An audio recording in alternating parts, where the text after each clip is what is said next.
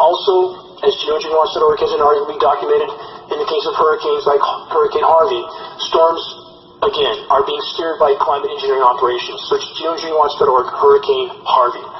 Now consider this: as biosphere collapse accelerates and thus becomes increasingly difficult for those in power to hide from populations, keeping those same populations mired in immediate disaster and thus distracted serves those in power. The temporary economic stimulation from, quote, disaster recovery also serves those in power. Last but certainly not least, there is the highly toxic heavy metal, chemical, and polymer climate engineering fallout to consider. Tens of millions of tons of it being annually dispersed in our skies, all of which we get to inhale along with the entire web of life. Not theory, not speculation or hypothesis, but lab analysis proven fact.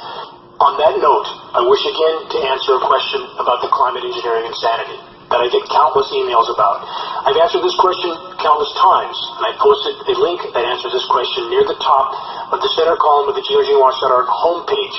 In addition, every single geoengineering.org post has this link in it. I don't answer this question in every report because there are far too many breaking headlines to cover as biosphere collapse accelerates.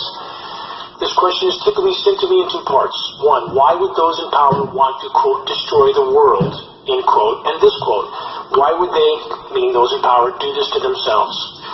Though I encourage the investigation of the geoengineering.org link I mentioned for the answers in more thorough form, titled Answers to the Most Commonly Questions on Climate Engineering, here is the condensed answer to the questions mentioned. First, the unfolding and accelerating destruction of the planet and its life support systems is not a goal in and of itself. It is a consequence. In the quest for total power and control, what the U.S. military, for example, labels, quote, full spectrum dominance, the consequences are not considered. Much like a cancer consumes its host, military-industrial societies and the various power structures that control them are grinding up Earth's life support systems for profit and the maintenance of massive military machines. If the current paradigm is not immediately and completely altered, very soon the human race and the entire web of life will die. So again, in answer to the question of why those in power would, quote, want to destroy the world, the destruction is a consequence of the current paradigm, not an objective in and of itself. Further, the responsible parties are not just those in power. Societies that stand idly by and are thus active or passive participants in the current paradigm also bear a burden of responsibility. Those in power could not do what they do without the active or passive support of society. What I have already covered to some degree answers the question of why those in power would do this to themselves. But there is also this to consider in regard to that question. Those who are addicted to power are afflicted with various forms of psychosis. The common thread is this. This is from psychoanalysis. They lack rational comprehension regarding the consequences of their actions, even to themselves. In other words, those in power behave like a cancer. And if societies as a whole, actively or passively, go along with the dictates of those in power, while remaining willfully ignorant in regard to the planet's imploding life systems, must we not consider such segments of society a part of the cancer? Again, those in power could not do what they do without the active or passive cooperation and participation of the societies being ruled. Consider that the detonation of over 2,000 nuclear bombs on our planet as experiments, with the exception of the extermination of mass civilian populations in Japan by nuclear bombs by our country, contaminating every living thing on the planet. That's what these experiments did. 2,000 of them. Did that stop those in power? No. Did civilian populations carry out continuous protests until the nuclear detonation insanity stopped? No again. Another question.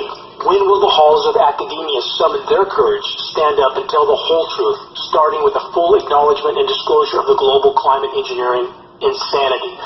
I also get many emails stating this regarding the climate engineering assault. Quote, why don't you, meaning me, tell us how to fix this, end quote. Or I get this, why haven't you, again meaning me, been able to stop this yet, end quote. For the record, every single geoengineering post has links to our activist suggestions pages, very detailed explanations of how to help in this battle. These same links are permanently posted on the geoengineering.org homepage. Unfortunately, many in our societies have been conditioned to avoid facing unwanted truths, or if they're willing, at least temporarily, to examine dire realities, it is often on the condition or premise that someone is willing to provide them with a fail-proof magic cure to fix it all. In the case of climate engineering and numerous other existential threats we face, there is no silver bullet. There is no easy way forward. But should that fact deter us from even trying? Short answer, no.